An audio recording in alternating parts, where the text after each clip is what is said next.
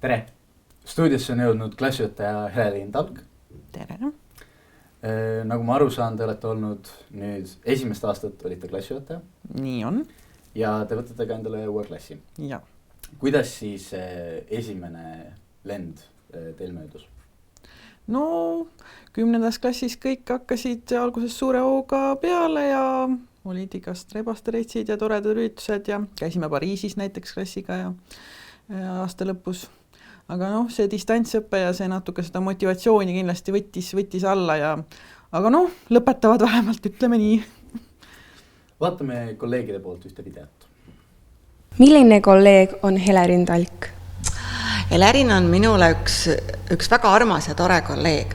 Ja Heleriini puhul ma võin öelda seda, et kui ta alguses tundub sulle vaikne ja natukene võib-olla tagasihoidlik, siis tegelikult see nii ei ole. Et mida rohkem sa nagu Heleriiniga tuttavaks saad, et seda rohkem sa tegelikult avastad temast neid selliseid uusi tahke ja üksid põnevaid hobisid või vaba ajad tegemisi, millega ta tegeleb. Ja ma saan öelda, et Heleriin on üks väga andekas. Ma arvan, ta on üks meie kooli parimaid lauljaid. Ja ta on väga loominguline, ta meeldib tegeleda mitmete spordialadega ja ta on üks, ma saan öelda, et mul on hea meel, et ta on minu kolleeg. On teil rääkida mõni põnev lugu või seik temaga? On küll tegelikult ja see oli nüüd 2 aastat tagasi, kui me käisime õpetajatega Peterburis ekskursioonil suvel. Ja siis ma võib-olla isegi Heleriini nagu nii hästi ei tundnud veel, aga ma mäletan, et Heleriin oli ainukene kolleeg, kes oli nõus minuga 1:30 öösel tulema siis Nevski prospektile jalutama ja siis seda võib-olla natuke teistmoodi Peterburi ööelu nautima ja siis ma nii hästi mäletan, kuidas me seal Heleriiniga käisime ja jutustasime ja rääkisime ja et see oli üks nagu võrratud reisielamusi tegelikult ja ka minu enda jaoks, et ma avastasin tegelikult seal oma ühe toreda ja vahva kolleegi, et kellega mul on au koos töötada. Ja ma arvan, oma klassilastesse suhtub Heleriin väga hästi. Ta hoolib nendest, ta on nõus tegelema peale siis tööpäeva nende asjadega ja muretseb nende käekäigu pärast. Nii et ma arvan, et see on väga vahva, et üks klass saab Heleriin endale klassijuhatajaks. Oi, Heleriin on tõeline prantslane. Sellepärast, et Heleriin on lõpetanud Prantsuse lütseumi ja prantsuse kultuur ja meel on tema südames. Ja talle sobib ka väga hästi spordi tegemine, talle meeldib püstitada endale kõrgeid eesmärke. Siin koroona ajal me imetasime kõik tema kilomeetreid, mida ta ujus läbi. Inimene, kelle peale saab toetuda ja kes pakub uut vaatenurka. Noortepärane ja klassijuhatajana iseloomustab teda see, et ta aeg-ajalt jätab õpilased iseseisvalt otsuseid tegema. Et ta ei käi nii väga õpilaste kannul, vaid laseb õpilastel ise otsustada, ise vastutada oma tulemuste eest ja kui siis midagi hakkab viltu minema, siis õpetaja sekkub. Nii et ta annab õpilastele vastutust. Kas kolleegide öeldu peab ka paika?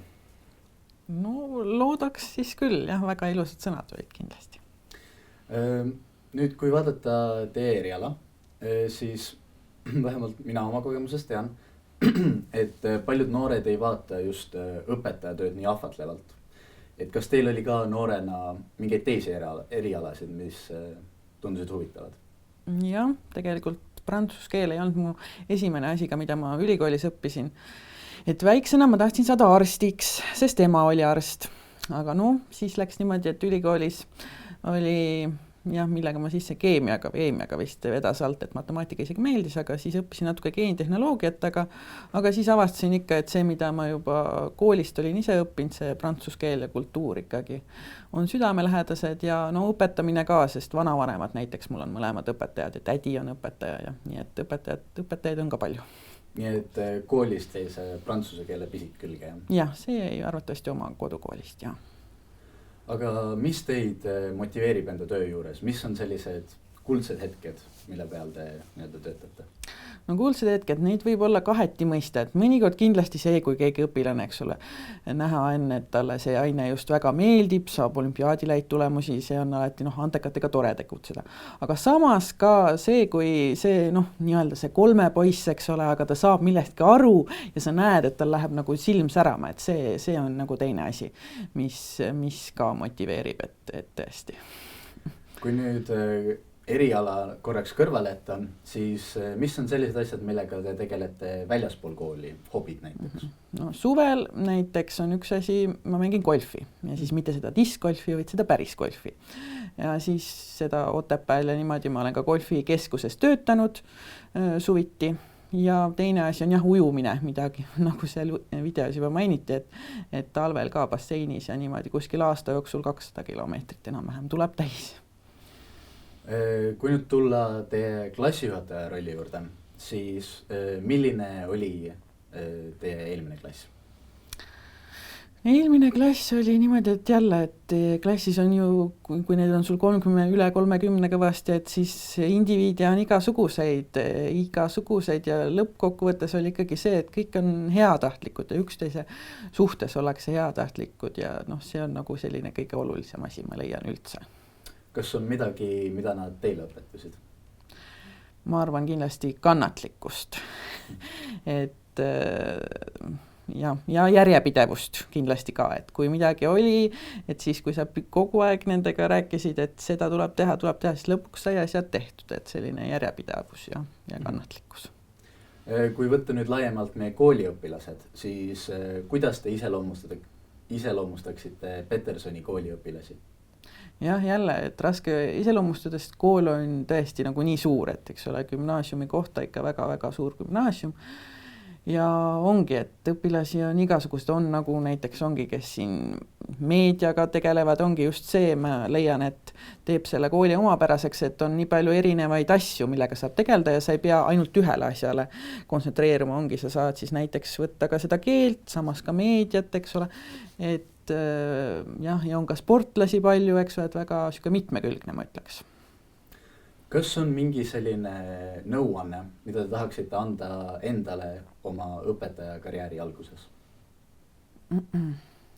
Sellele ma tükk aega mõtlesin ka ja võib-olla tõesti ikkagi see oleks, et minu õpetaja karjäär on kuskil 5 või 6 aastat nüüd kestnud, juba hakkab väikselt meelest ära minema, et mis see võiks olla, võib-olla ongi see, et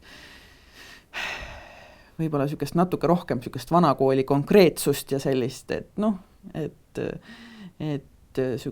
suuremat võib-olla kehtestamist.